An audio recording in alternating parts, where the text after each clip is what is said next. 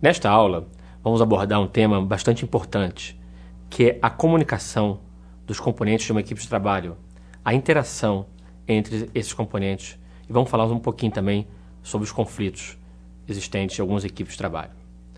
Bem, atualmente, as pessoas têm investido bastante em treinamento, em capacitação, e tem uma linha de capacitação, de treinamento, que as pessoas precisam estar atentas, que é a questão relacionada à comunicação, relacionada ao diálogo, relacionada à questão de ouvir e ser ouvido, em uma equipe de trabalho. Bem, o processo de comunicação, ele basicamente tem 3 momentos. O momento da pessoa que está emitindo aquela comunicação, o canal da comunicação e o receptor. Existe até algumas brincadeiras acerca dessa questão nas organizações, o pessoal fala de rádio corredor, porque algumas questões são faladas e chegam do outro lado de forma um pouco diferenciada do que deveriam ser ditas. Ou seja, há uma interrupção no canal de comunicação ou algum tipo de interferência. Por isso, é muito importante numa organização que essas comunicações sejam feitas de forma clara, objetiva, e isso também vale para uma equipe de trabalho. Ok? Bem, eu queria destacar um ponto interessante, que é a questão da pessoa do ponto de vista. Então, nós estamos lá numa equipe, estamos realizando um projeto, um trabalho, e eu acho que esse trabalho deve ser feito de uma forma. Chega um colega e diz que deve ser feito de outra forma, ou parte desse trabalho. A princípio, a tendência é que eu não escute o colega, ou acho que isso é irrelevante. E muitas vezes a gente faz isso na prática, Embora muitas vezes não aceitamos que façamos isso, mas na prática isso é realizado. Então, o que eu quero destacar é que que nós tenhamos esse cuidado de tentar inverter o lado. O que esse colega está falando? Qual é a relevância? Por que ele está dizendo que deverá ser feito diferente? Avaliar antes de simplesmente descartar essa opinião.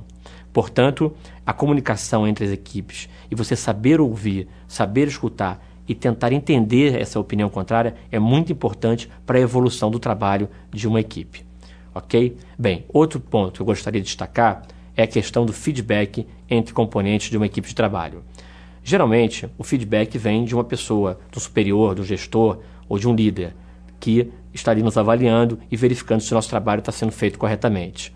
Se nós estamos imbuídos no cargo de líder ou de gestor, é importante que saibamos dar o feedback. O feedback não é apenas uma bronca ou uma reclamação. Ele deve ser um aprendizado. A gente deve passar para aquele nosso subordinado a forma correta dele fazer aquele trabalho que nós achamos que não está sendo bem feito.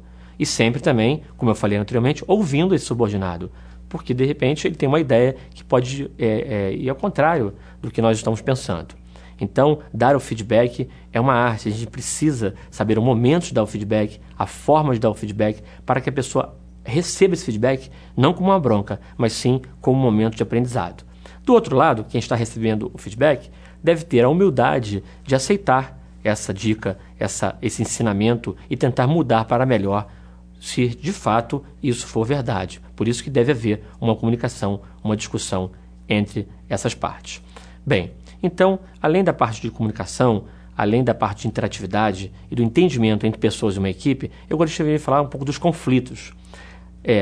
As pessoas são muito diferentes, Hoje em dia, o comportamento humano vem sendo estudado em diversos graus de pesquisa, etc.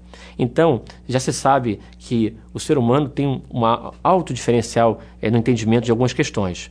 Por isso que, em uma equipe de trabalho, quando essa equipe, aliás, tem muitos componentes, cada vez ficará mais difícil de a gente conseguir um padrão de trabalho.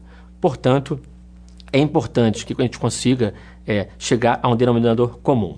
Outro destaque que eu gostaria de fazer é a questão da diferença entre os membros de uma equipe de trabalho. Bem, muitos estudiosos já vêm falando sobre isso, que as pessoas têm um comportamento muito diferente, demandas diferentes, pensam diferentes. E, portanto, a gente precisa tratar isso no coletivo, numa equipe de trabalho. Vejamos, outros pesquisadores também afirmam que é muito melhor trabalhar com pessoas diferentes do que com pessoas que tenham a mesma ideia, a mesma escolaridade, até a mesma idade, porque essa equipe talvez não tenha tanta criatividade e inovação quanto a uma equipe que se trabalha com pessoas diversificadas, de idade, sexo, comportamento, entre outras coisas. Entretanto, existe nas equipes de trabalho uma pessoa, geralmente o gestor ou o líder, que é responsável pela consolidação desses comportamentos que eu falei, dessas diferenças entre as atitudes das pessoas. Bem, então esse líder ele tem essa responsabilidade de tentar unificar, diminuir esses conflitos. Ok? Bem, sobre os conflitos, eu gostaria de destacar o seguinte. O bom conflito, aquela diferença de ideologia, diferença de ideia ou de opinião, isso é bom para a organização, é bom para uma equipe, porque cria inovação, cria novos paradigmas, novas ideias. Entretanto, deve ser observado se esse conflito partir para um caminho pessoal, partir para uma questão pessoal de reclamação repetitiva, em que pessoas não se entendem no grupo, aí sim poderia ser um conflito considerado um conflito ruim para a organização, para a equipe, e aí sim deverá ser banido de alguma forma. E aí, em alguns casos, até com a mudança de membros dessa equipe. Finalizando essa questão dos conflitos, eu gostaria de dar um exemplo para vocês.